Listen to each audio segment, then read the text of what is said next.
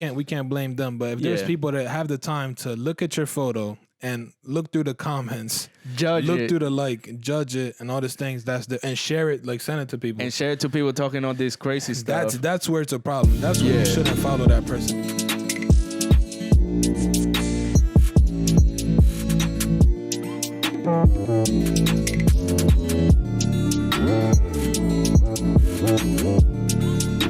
Welcome back to another episode of the You Know the Vibras podcast. Do you know the Vibras? Because we know the Vibras. I'm your host, Juan Adon, and I'm with Michael Carrasco, a.k.a. Mr. Golden. And on today's episode, we are going to do, as you see in the title, a Q&A part 2. Part 2, yeah. The Q&A was well accepted the first time we did it. A lot of people seemed to like it. They felt like they were a part of the podcast, and they got to ask us questions that they wanted answers to. Today's quote is going to be from Mr. Michael himself.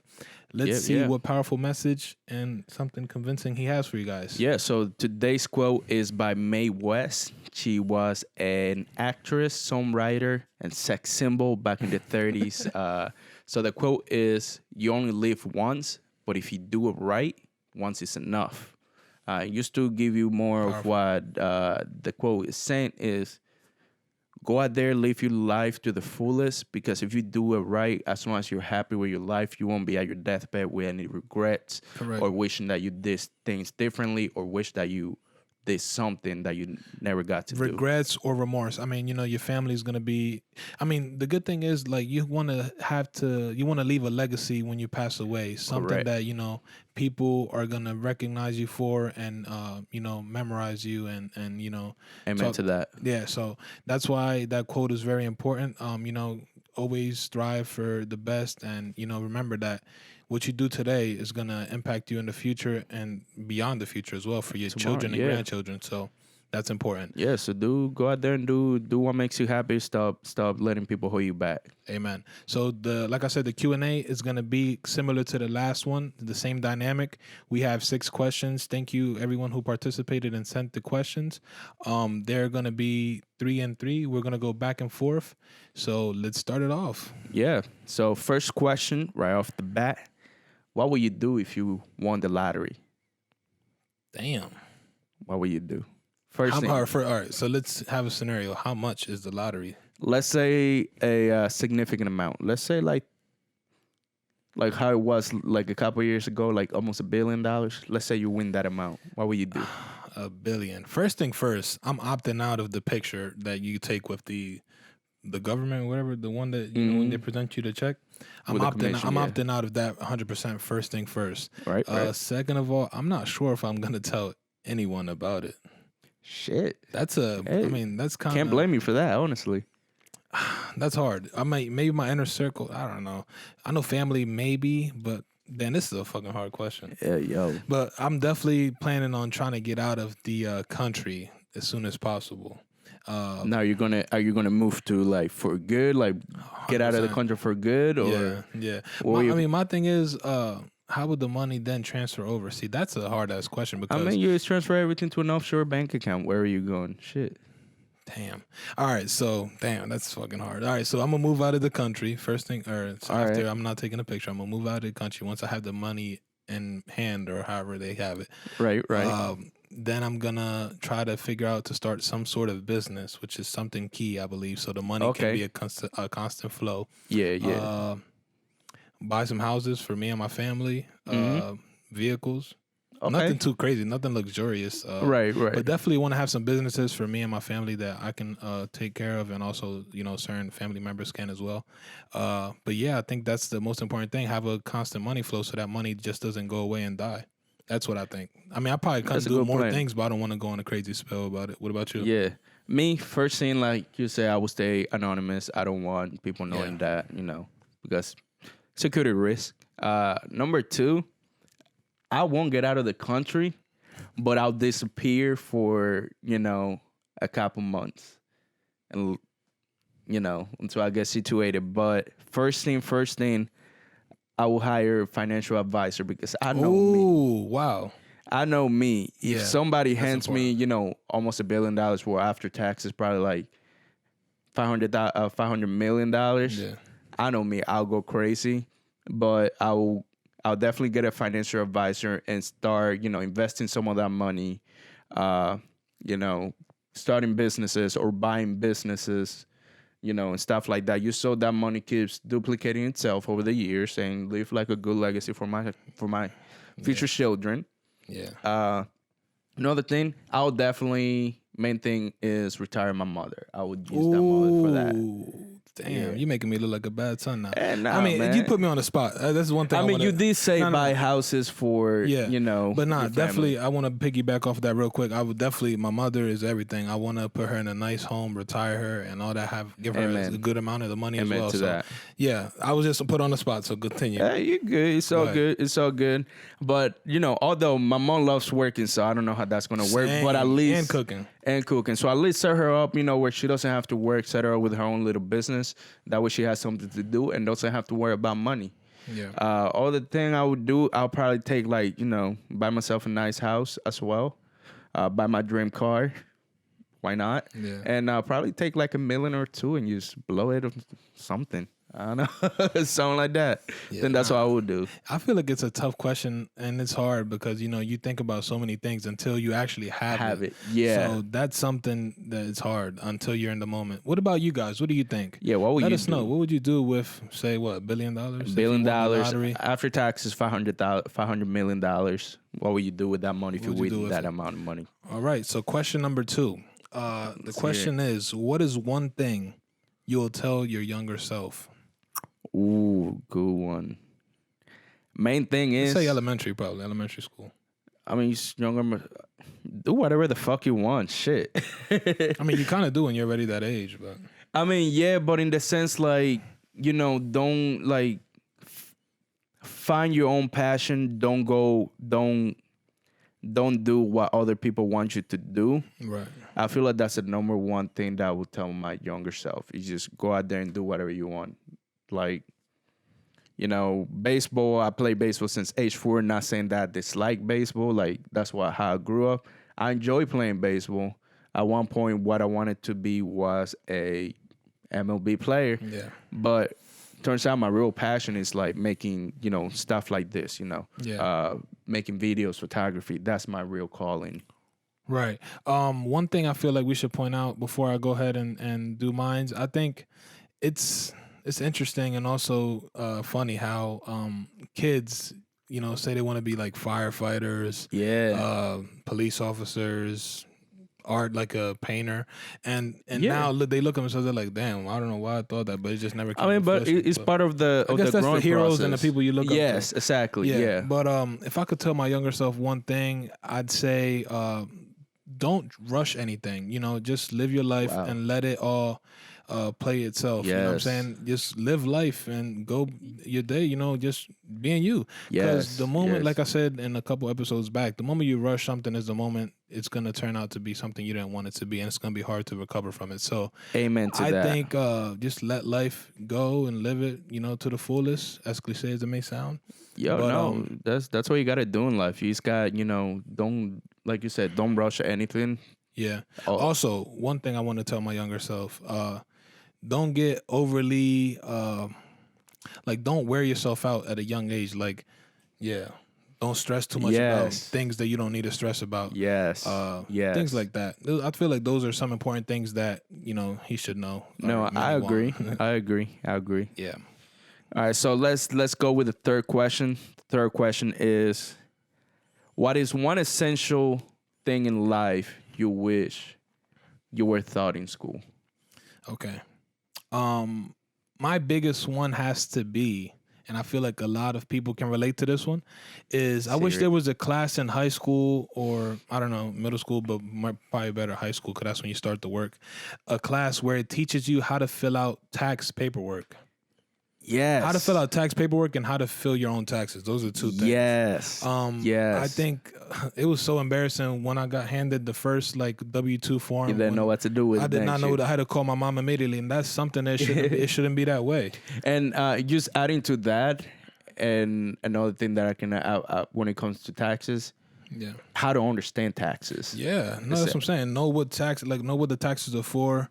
Know how to beat the system in a way, because there's ways you can Oh get yeah, certain money out yeah, of your paycheck to pay the taxes. That way you don't have to pay them back exactly. at the end of the year. So I just wish schools would teach you. It could be like a math class or something. Teach you like what to put in which numbers. How to understand the paper Right, itself, right. and how to fill out your own taxes. Because it's sad we have to pay people to do it when we can be doing it our own Oh selves. yeah, yeah. In Texas, I mean, I've been doing it since like I said, the first time that I did, I was like, "What the heck is this? Where do I plug these numbers in?" Yep. But it's something that essentially every single person can do for themselves without having to, go. But I think then again, that's where we kind of take money away from other people, but we still pay like whatever platform we use to file out taxes. Right. So go ahead. What do you think is what's one thing you wish schools taught that is something essential, a Yeah. skill that you think we need that's not taught currently? So in school? this will be relatable to taxes, and that's how important your credit is. Wow. That's the number one. You remember that video I sent you the other day? It was where the guy was talking about how all his kids have credit cards Yes. at a young age. So Yes. That's something That's important. that's a big thing, because sadly, although like some of those skills, something some parents can teach like their kids, but not all parents can teach that skill to every single kid. So it's kind of like showing you got like letting younger kids know this could be Yeah. like high school, because that's when you really transition into turning 18, college students. Yeah. How to understand credit, how to use credit properly, and how to actually keep up a good credit score. Yeah. What he was saying was that it's important to use the credit card because you're using the money, like the bank's money, not your Yeah, own you're not money. using your own money. Yeah, So facts that's on something that. that's Yeah, important, yeah. And adding to that is just a lot of kids, like we get, like me for example, not gonna say that I'm bad with money, but I had a credit card with a limit of like almost $5,000, and I didn't know how to control myself. So Yeah. that's an important skill, or thing that we should be taught at a young age in school. Like I said, not all parents are able to teach us what credit is and how important credit is. Oh yeah, it's very important. I mean, yeah. I feel like they should teach you that you need it for things in life. That Oh yeah, you want, to get an apartment, you need good credit. apartment, cars, everything. So it's something the school system should at least, hopefully in the future, should start teaching. Yes. We feel like it's a very important, essential, and it would just have us more prepared when we go For the into the future. real world in the Yes, future. that is 100% correct. I mean, it's something that it's embarrassing. I feel like not knowing these things. I didn't get my first credit card until probably like sophomore year in college. Sophomore bro. year, yeah. So that's sad, and I just started building my credit. So why not build it early? And have a great credit, so that way when you're out of high school and going into college or doing whatever path you want to do, you could already have your had that car, credit. apartment, whatever you want to do. Yeah, all set. That's Yeah. perfect. So let's go to the fourth question. What you got Fourth for us? question would be, this is something controversial. Ooh, let's do it. What are your thoughts on people who view your story but don't follow you or like your pictures? Stop creeping. Stop stalking. Yo, honestly, I think that if you put so much time into seeing what I'm posting on my story, or or even if you're following me, if you put so much time into seeing what I post on my story, you might as well support the boy and like my pictures, get my engagement rate up. And you swear a little comment, whether you like, whether you're disagreeing with what I post or whatever. You just do something. Don't you just like sit there and just watch my stories. Yeah. Do something else. Yeah, nah. I mean, it just doesn't make sense to me. I think at least when I follow someone, I'm showing love and trying to meet that person or see that person grow. So I just don't. I mean, I like everybody's thing I see. So I just don't understand the purpose of you following someone just to. I don't even know what the word would be, just to have an extra follower or something, I guess. Yeah. Because, I mean, it's good to.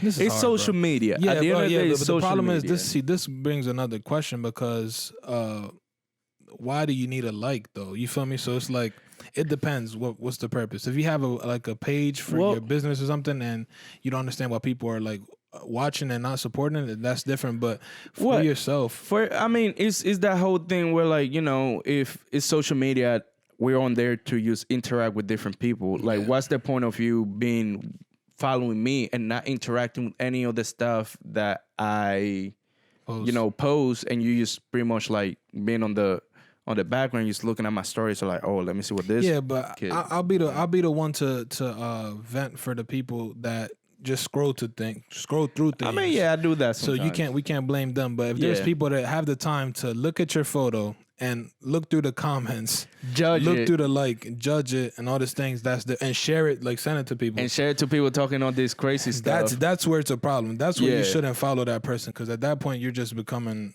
weirdo or something. Toxic. So yeah. But I don't know, man. I just feel like don't follow that person if you're not gonna show them love. This is my thing. If you're gonna follow me, show love. Yeah. Show me some love. You know, you don't have to like every single picture.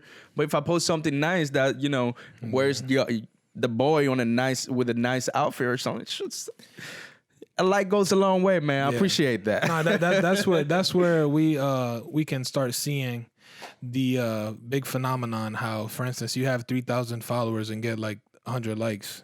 What's the reasoning behind that? I mean, do the people not like you, but they follow you, or what? And also, same with the story views. Like, if you have like swipe up on your thing, you have like 500 viewers and only 10 people swipe up.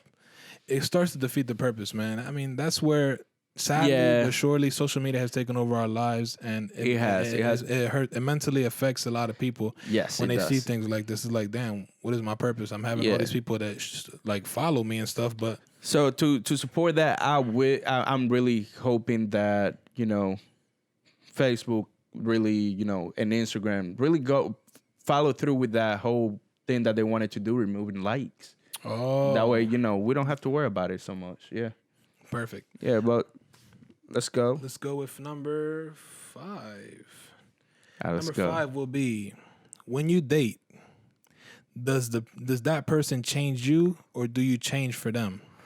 Let that sink in and think about it. This is something that when we received this question, I'm like, man, that's a confusing question, but it's going to be very interesting.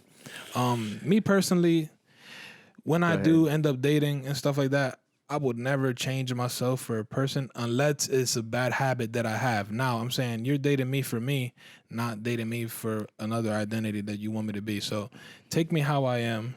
You feel me? Take me for who I am. And if you could elevate me in certain ways, that's different. But don't try to take away things that I already have in my day-to-day life. Or, you know, I'm very family-oriented, and family time is very important to me. So you got to respect things like that. But like I said, if there's ways you could critique me or elevate me and, you know, tell me I need to do this and that better, little things that are generally things I can improve on, then yes, that's great. So don't change me. I'm going the same way you are. At the end of the day, you know, if you're with a person, that person is there to pretty much, they like you for who you are. That's a backbone, the reason. Like a support system. Exactly. So to answer the question, I feel at the end of the day, although that person forces you to do things different, if you decide to go that way, you're changing for that person. You feel me? You feel me on that point? Because somebody can tell me, like, let's say, you know, the girlfriend tells me, hey, you know, you should change this because of X and Y. If I disagree, I'm not gonna change. But, you know, if it's something that I know I'm continuously doing wrong, or it's something that I shouldn't do, yeah, of course I'm gonna go change that habit. But let's say, like, I have, you know, me, I'm like business oriented. I'm always, you know, keeping up with my stuff. I work 7 days a week.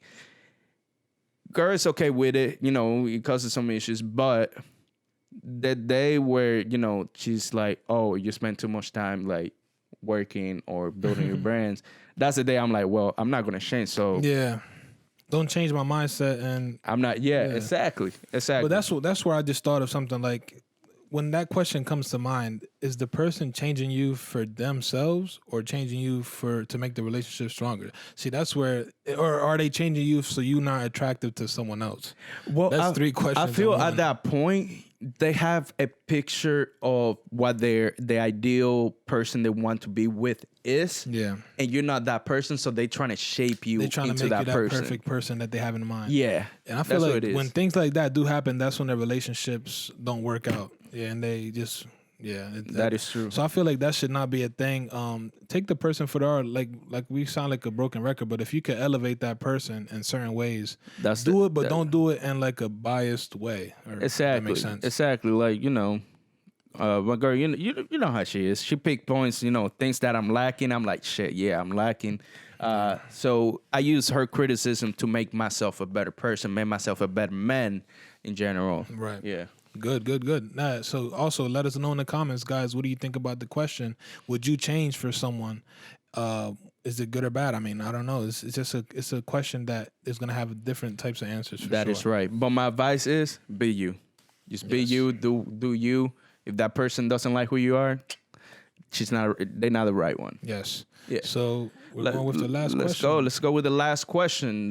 This is another kind of relationship question as well. Yeah. So the question is, they're asking the wrong guy. I mean, it should only be for you, but go ahead. Man, I mean, you can throw your opinion on this one. Yeah. So the question is it okay to have friends of the opposite sex when you are in a relationship? This is a question that has been a question in the works for a long time. I mean, yes, it's a real debate within relationships. But my answer, it depends, bro. It really depends. In what way? What way does it depend? So, if she makes those friends while we're in a relationship, like say a work friend or something, while they're already in a relationship, then I feel like it's fine to have a relation or a friend of opposite sex. But I just don't like when females say, oh, I have like 10 guy friends before the relationship ever starts. Mm-hmm. And that way you don't know who that person's are. You don't know their tendencies. You don't know who they are. So you don't know if they genuinely friends or if that's like a little side guy. You feel me? So right. If she allows me to meet those people, then yes. If she, you know what I'm saying? And if they... That's big. That's a key right there. Yeah. Like I feel like a father in that way. This should never be that way. But like I said, if she develops friends during that relationship, then that's probably cool because she probably met them through me or through another friend. Right. But yeah. What about you and your relationship? How does it work? I mean, like we do have friends of the opposite sex. Some of those friends we have in common. Yeah. See, and I think the main thing is having that trust with the person that you are. Oh yeah, that you're with. For sure. Like.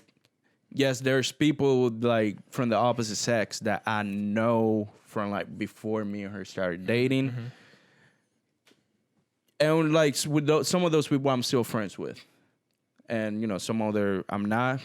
Shit happens. So, but and same thing with her. She has a guy friends that she met while we were together, guy friends that she met before we were dating.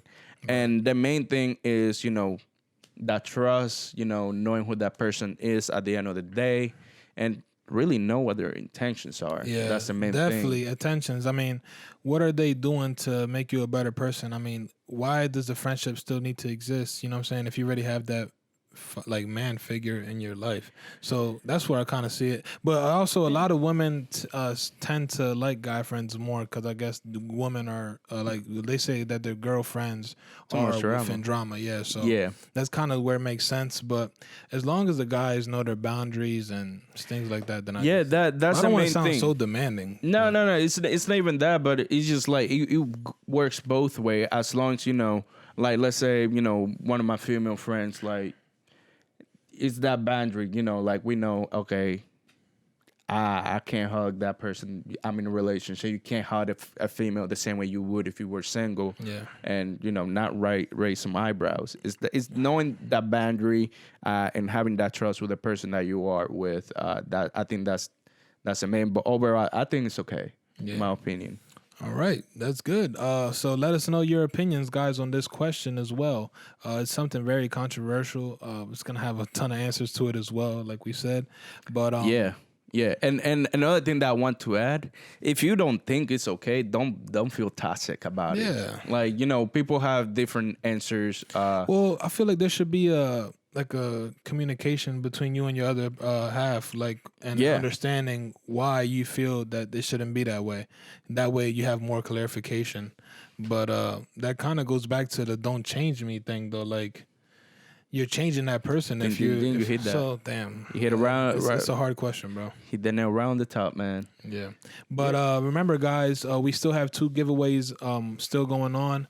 Once we reach 200 subscribers, which should be really, really soon, in God's name, if He allows it, we are. Oh, look, golden T-shirt. This is one of the T-shirts you guys can win if you get us to 200 subscribers.